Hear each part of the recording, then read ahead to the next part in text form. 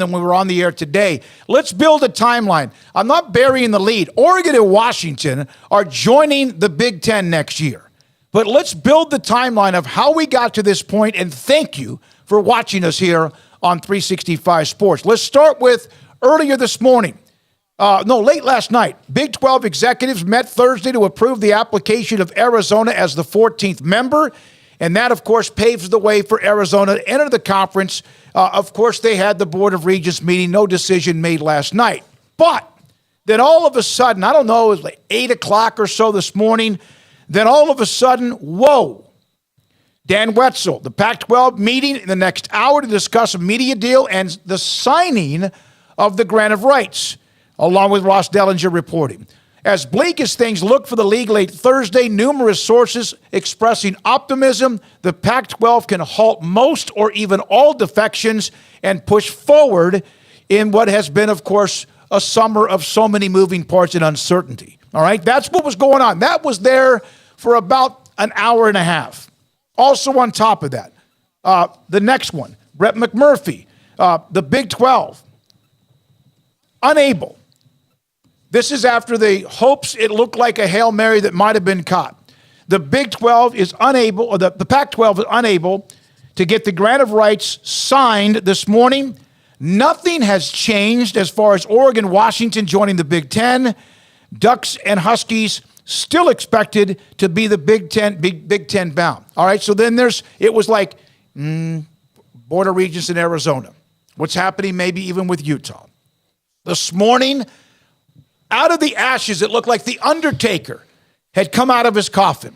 That was where the story started to build. Basically, everybody was reporting that. Then you see that from Brett McMurphy.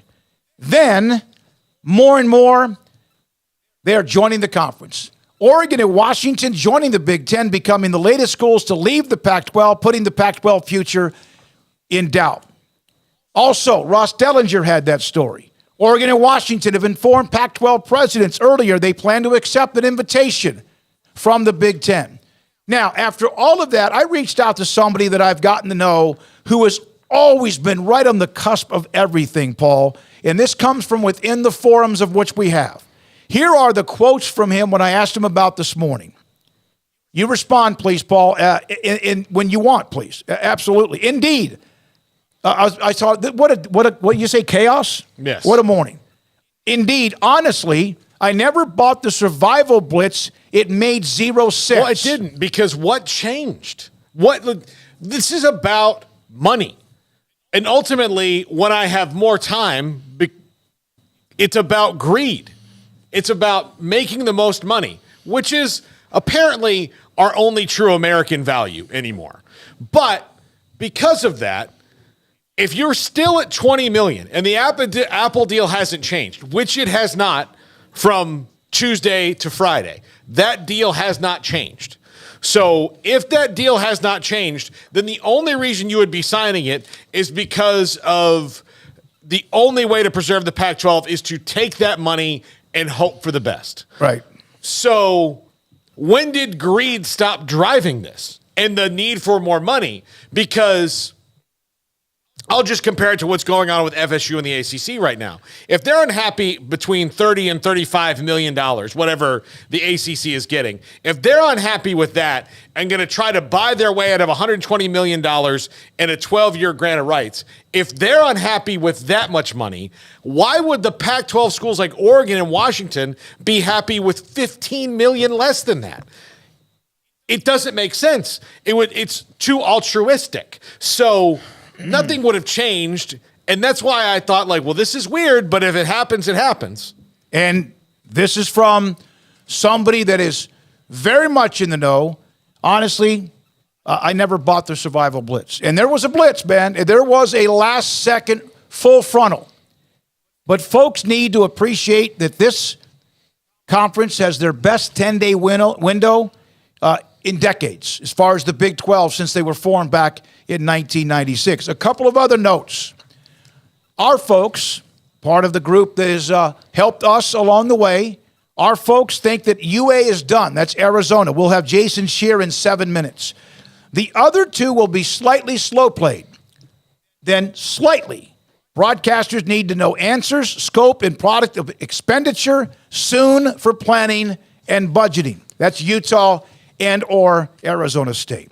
Now, President Crow at Arizona State was a part of that board meeting. I was watching some of the reactions to it. Jason Scheer, Chris Karpman, who we had on yesterday, who covers for Sun Devil Source. Here's his point about President Crow at Arizona State, and we had been alerted to the fact that he was going to try to muddy this up and he was going to be a problem.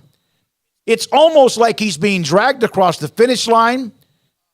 President Michael Crow on the school's potential move to the Big 12. It's almost as if he's been dragged. He is, if it ever happens, in like smoldering coals and broken glass. So there's one of the presidents Paul was talking about. Here is Matt Berry on the Pac-12. If Crow doesn't leave now, his office should be packed for him. Well, he had a lot of theatrics, I know, on the Board of Regents call last night. But he has been Pac-12 till we die, and he was very pro Larry Scott to the very end of that. And while the academic side, you cannot deny what he's accomplished there. Arizona State's now in the AAU. That is no small feat. There are tons of universities that try to figure that out all the time, and then they kind of hit a wall or they're just not ready to do it yet. And big universities you would think would not have a problem doing it. They have a problem. It's not an easy thing to do.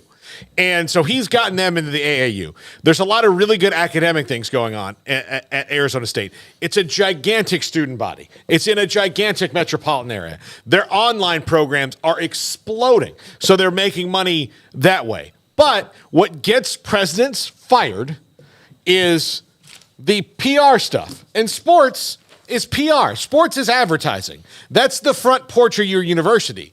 That's what gets people excited. And when you have alums that look back and go, how do we have all this at Arizona State?